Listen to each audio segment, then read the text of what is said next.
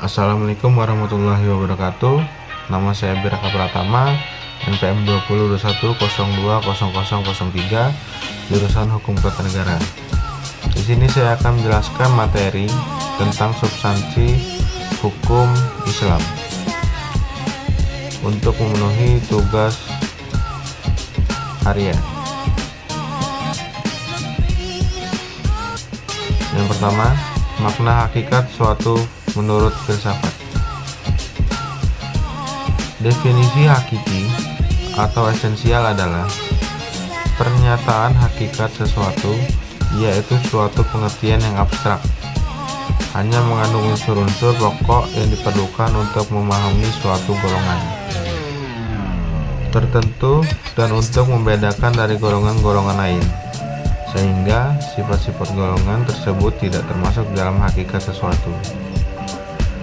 Definisi yang disebut dalam ilmu mantik atau logika sebagai jami atau memuat dan mani atau menolak adalah definisi yang paling penting dalam ilmu pengetahuan dan filsafat.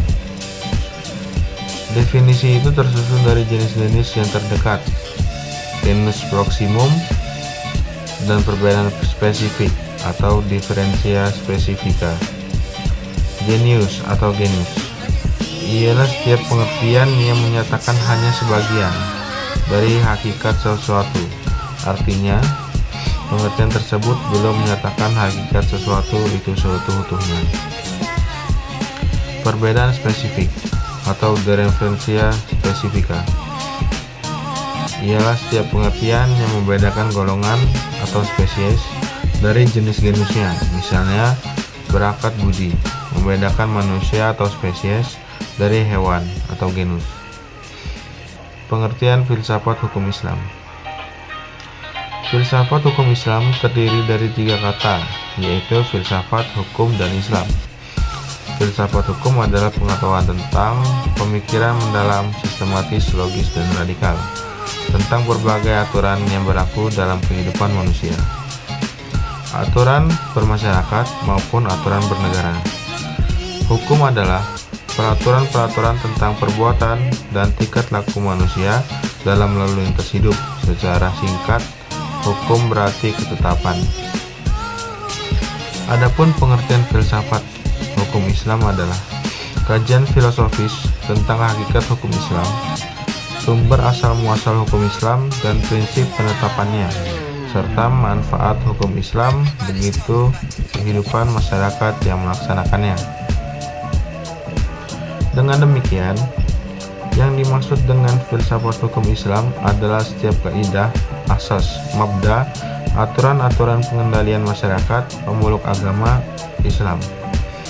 Kaidah-kaidah itu dapat berupa Al-Quran, hadis, pendapat sahabat dan tabi'in, ijma ulama, fatwa lembaga keagamaan. Filsafat hukum Islam diartikan pula dengan istilah hikmah at-tashri'. Faktor yang menjadi ciri filsafat hukum Islam. 1. Wacana atau argumentasi. Wacana atau argumentasi menandakan bahwa filsafat memiliki kegiatan berupa pembicaraan yang mengandalkan pada pemikiran rasio tanpa verifikasi uji empiris.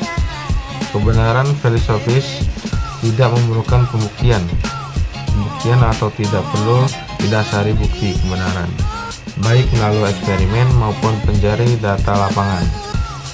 2. Segala hal atau sekalian alam. Artinya, semua materi pembicaraan filsafat adalah segala hal, menyangkut keseluruhan yang bersifat universal. Tidak ada yang tidak tersentuh oleh pembicaraan filsafat. 3. Sistematis. Artinya pembincangan mengenai segala sesuatu yang dilakukan secara teratur, mengikuti sistem yang berlaku sehingga tahapan-tahapannya mudah diikuti. Dengan demikian, pembicaraan tersebut tepat atau tidak dapat diikuti dan dikaji oleh orang lain, meskipun pada akhirnya hanya ada suatu pengertian mengenai suatu yang dimaksud. 4. Radikal. Artinya sampai ke akar-akarnya, sampai pada konsekuensinya Yang terakhir, radix artinya akar, yang juga disebut arch, sebagai ciri khas berpikir filosofis.